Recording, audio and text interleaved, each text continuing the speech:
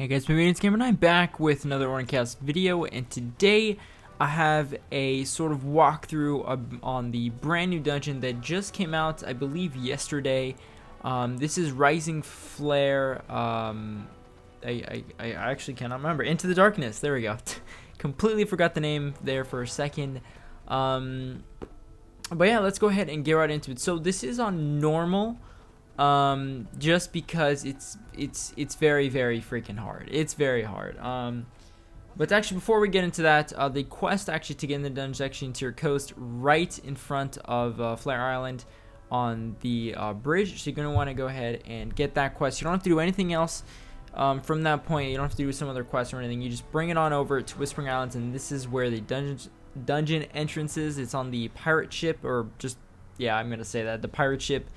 In Whispering Islands. And anyways, this dungeon I did in normal because it's freaking hard, man. Like, it's really hard. Like, you need really good gear, and I'm talking like serious gear. Like, you need really good gear, and just a well done team. Like, you just need a good team. I did try it on Legend, but it's really hard. But the first part here, you see like all these crabs. These crabs did like 8k damage to us. Like, it was in Legend, it was crazy. But in normal, you know, we kind of got through it. And I was gonna do a Legend video for you guys, but I'll probably hold on that.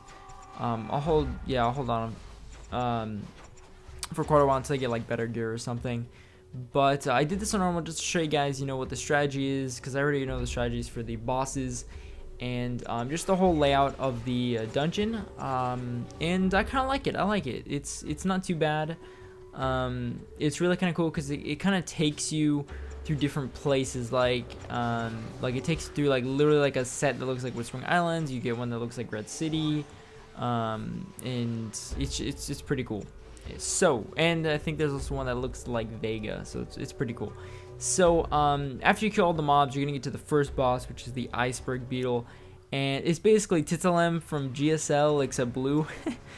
And there's no freaking scorpion, you know, that's gonna do like 5k damage or whatever it was back then to you. So I believe it's just the boss. And what I did, you know, this is from my point of view as an archer, so I'm probably not gonna relate to some of you other guys if you're like a tank or a mage or a monk or whatever.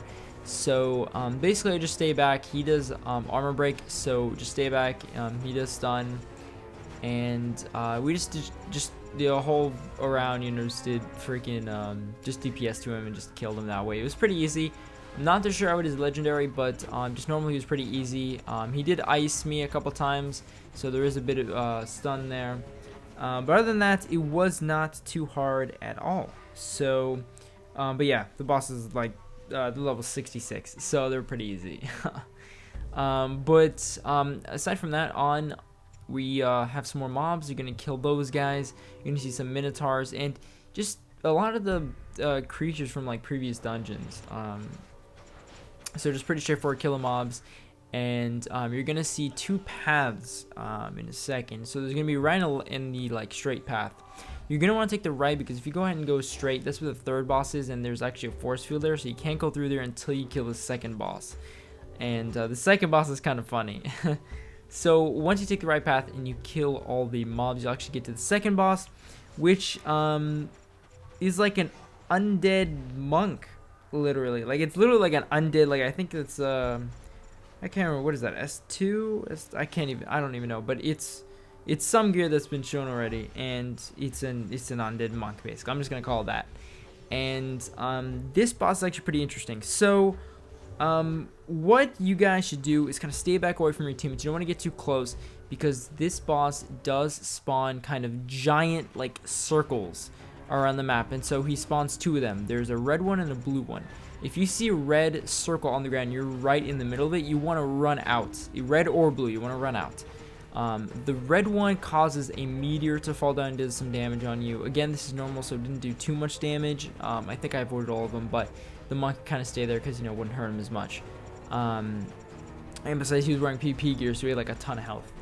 And the blue one, the blue circle, there's like a bunch. It's AoE, basically ice on the ground that'll just hurt you over time. So you kind of want to run from that. And those are the only two that he spawns. I think there is one point in the boss where he spawns just like every second the freaking circle. So you don't want to get too close to your teammates, because they could spawn really quickly, and you know, you'll be right in it without you knowing. So that's really the only trouble and kind of tricky part on that boss.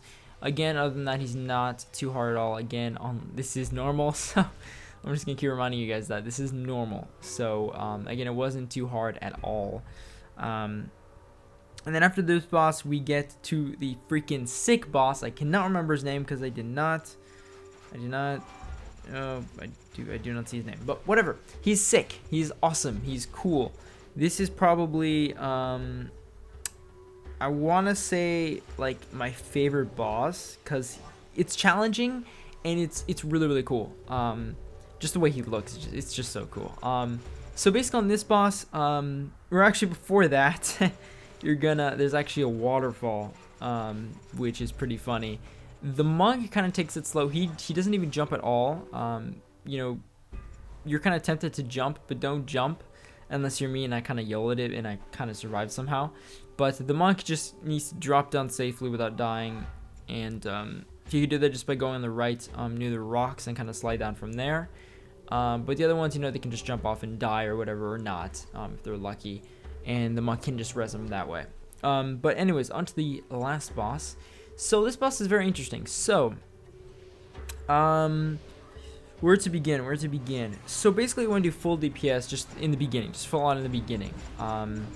And once you get him to, I think, half, or he gets to sort of low health, he's gonna be using a new move, and he has two forms.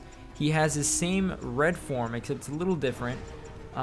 Where once he activates it, like there's like a red vortex that kind of circles around him, and once he casts that, as soon as you try to attack him, you get 0 damage, so you can't hurt him unless you're a mage, or if you have like a KPL shirt or whatever, one of those shirts that does like damage. So only like magic spells will hurt him. So basically no one attacks him except for the mages and, you know, the monk if he wants to. And that's basically it for that. And then you're going to see a bunch of lizards, two lizards pop up at a time, and they do crazy amounts of damage. You have to take those out really quickly, so the DPSs have to take that out, except the mage. The mage just keep focused on the boss, just using magic spells on him. And then once you kill the lizard, you know, he'll turn to another form, which is a blue form. So he turns into completely, you know, just blue freaking fiery form, which is sick. And once he's in that form, you actually just, no one attacks him. Don't attack him at all, because the more damage you do to him, the more he heals. So no one attacks him. No one. Absolutely no one. Just take care of the lizards that spawn again. And the best thing to do is just kite, because he does damage to you, but you can't do damage to him, or else, you know, he'll gain health. So you basically just keep doing that until he dies. And that's basically it. So that boss is pretty cool. I like that idea, you know, how he has like 2 forms like that. And I just think that's really cool. But that's really it for this dungeon, guys. This dungeon was pretty fun, I gotta say. I'm gonna try Legends sometime soon. Not sure when. Again, I'm a noob at this game. You know, I'm just here for you guys' entertainment and whatnot. And I know a lot of people are talking, you know, they keep asking me to do some more Pokemounts and all that stuff, and it's really hard because there's not many mounts to catch anymore except the ghost ones, but the ghost ones rarely spawn. Like I waited hours for the freaking ghost lion, the green one. It just took forever. I just didn't want to waste my time on that, so I just kind of gave up. But yeah, and then I did promise you guys a mount special video that was going to show every single mount spawn and where the mounts walk. So I'm working on that. I'm just really lazy on that because I'm trying to make it really good and really kind of professional.